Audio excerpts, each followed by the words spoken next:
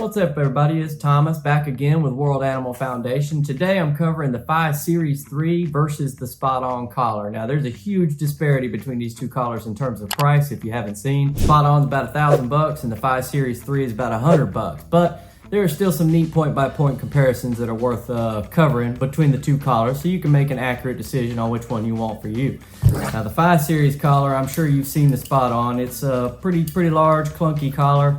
This is the Fi Series collar. It looks like a regular collar. There's a lot, less hardware going into the thing, but I'm going to cover the tracking, the GPS, the Wi-Fi, the health, subscription plans, lost dog modes. We'll do a direct physical comparison between the two. We'll cover the price. We'll cover how they work. We'll cover choosing the right one. You name it, I'm going to cover it today. So let's get started.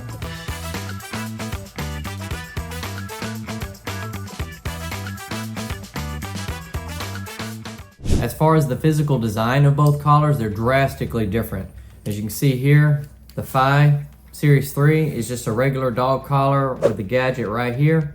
And it's very small, pretty much unnoticeable. The undiscerning observer is not gonna be able to tell the difference between this and a regular old dog collar. The SpotOn, however, is a different story entirely. It's much thicker, heavier. It's got these two sections here that are extra thick. That's where it contains all the hardware. The fitting on this collar is a little bit different, than a traditional collar, which is what the Fi uses. But nothing too difficult, but obviously as far as the physical design, they both look quite a bit different. Both collars have what's called real-time location tracking, both highly accurate at it. The difference is, the main difference with the Fi and the SpotOn is the SpotOn has containment and tracking, where the Fi just has tracking. They both use GPS for it, even though the SpotOn uses up to 128 different satellites for its GPS. And the Fi Series 3 has a cell backup and Wi-Fi.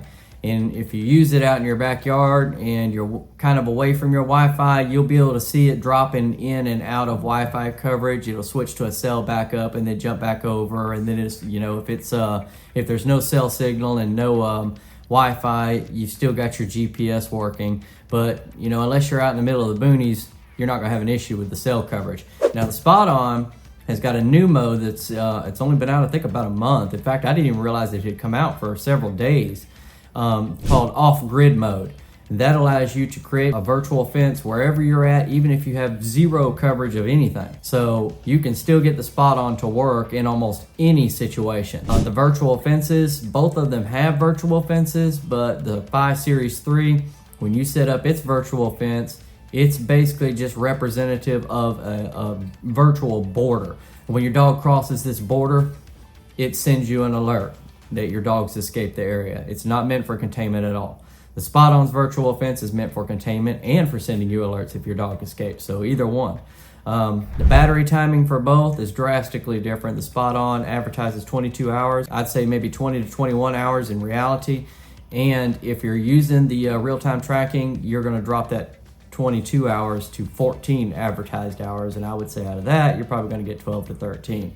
The Fi Series 3, they advertise up to 3 months, but you know how these things go. I mean, almost no product you buy in the United States of America that uses a battery to function is going to operate as long as advertised. I would say it's more along the lines of a month and a half to 2 months. I've had it long enough to kind of get to the point where I probably should throw it on the charger in about a month and a half now. So yeah, they advertise 22 hours and up to 3 months, but that's not what you're getting. In either case, the SpotOn is definitely the underwhelming version here because you only get a maximum of 22 hours with it. Both apps offer a lot of options.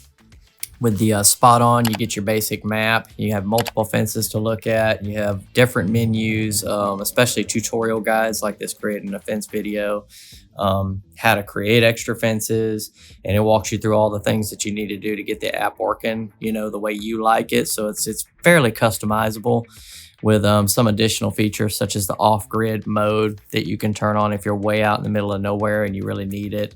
But you've got your push notifications and your basic stuff here. Everything you expect to have from a basic smart app is what you have here. And of course, you can manage your different accounts, add family members to the accounts, mess with the different settings on the collars and so forth and so on. It's pretty simple. The Fi Series 3 app is probably more complex, but that's mostly because it also incorporates social networking. As you can see down here, you've got the Strava Fitness social media app that you can also integrate with it.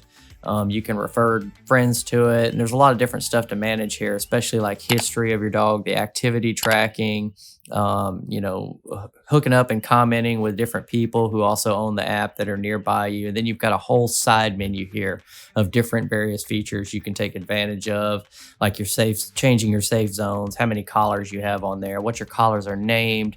So it gets pretty in depth, and it takes a little more of a learning curve to adjust to the Fi Series 3 app, especially as you're trying to find all these little pieces of the menu. So I would say that it's probably a more robust app than the SpotOn, but probably a little more difficult to navigate throughout. Now, the subscription services between the two are drastically different. The SpotOn is very simple. You've got your regular monthly $9.95 plan, then it jumps to a $95.40 per year plan, and then it jumps to the biannual plan, which is $142.80. And that's all there is to the SpotOn subscription, and you do not need it unless you need to track your dog. If you just want the containment experience and keeping your dog inside the fence, learning its boundaries, things of that nature, then you'll never actually need the subscription for the tracking. And the genius of it is, if your dog ever escapes, all you gotta do is jump on a computer and pay $9.95, and you got a month of tracking. Go track your dog. You could do that in 2 minutes. The Fi Series 3. I do not like their subscription plans, but I'll give them to you anyway because I'm trying to give you information, but it's not very palatable to me. It's $19 a month if you want the monthly plan. Then they jump to $102 every 6 months if you'd prefer to do that option. Then they have an annual option, which is $192 per year. And then they have a biannual option, which is $336 and some change per year. And also on top of all that, when you get the collar, just to purchase, you have to purchase one of those subscription plans with the purchase of the collar on top of a $20 activation fee. Creating a fence with the Fi Series 3 is not too difficult once you know where all the menus are, as discussed in the earlier portion of the video. And while you can create a fence, it does have a minimal size, and the fence is not designed for containment. It's only designed for alerting you if your dog gets out. The SpotOn, on the other hand, is a little more complex. You can either walk out the perimeter of your fence, or you can draw it out with your hands. It doesn't really matter which one you do. I tend to think with walking it out probably works a little bit better and is more accurate. As you can see here, there's not much to it. You just grab your points and move them along. And once you're done, the fence loads onto the collar and you're all set. Now you can create up to 20 of these with the SpotOn, something you cannot do with the Fi. All notifications on the SpotOn app are directed immediately to your smartphone device, the one that has the app. If they get vibration feedback or static correction, or if they cross into the inner boundary or any of those things, and that you'll get the feedback on your phone. Plus you can adjust the level of the feedback as well. With the Fi Series 3, they got a lot of different stuff going on here. You'll constantly have little notifications, some which will actually be audible notifications on your phone, and many of which, will save as notifications in the app, and you'll have to jump in there and have a look at them to see what all, like the social features and some of the health and activity training, stuff that the app's not going to blow up your phone over, but they are preserved there in the notifications inside the app. So ultimately, it comes down to choosing the right tracker and what's best for you. And of course, the SpotOn is more than just a tracker, but just from a tracker standpoint, both of these collars do essentially the same thing. You got to start by thinking about your monthly budget. How $19 a month, that's more than most streaming programs. It's a lot cheaper for the SpotOn if you want it for tracking.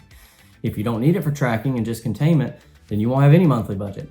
Or obviously, if you want to go with one of the annual plans that both of these offer, you'll have to make a decision based on your breed's personality. Does your dog like to jump the fence and run off a lot? And so people got dogs like that. The overall expense, obviously the SpotOn is a much more expensive collar. It's sitting at around $9.99, and the Fi Series 3 is closer to $100, but you throw on that $20 activation fee. You know, your lifestyle of your dog is important too. That's a consideration. The SpotOn does not have the activity and health tracking features that the 5 Series 3 does. You know, the 5 Series 3 covers their sleeping, you know, their heart rates, all kinds of stuff. So, I mean, and it breaks it all down for you in really nice, easy to read graphs too. And then it just boils down to your desired functionality. I mean, the SpotOn is really an all-in-one device with the exception of the activity and health. The 5 Series is a very accurate tracking device, and it fits your dog much easier. Nobody would even notice that it's a smart collar unless they looked closely.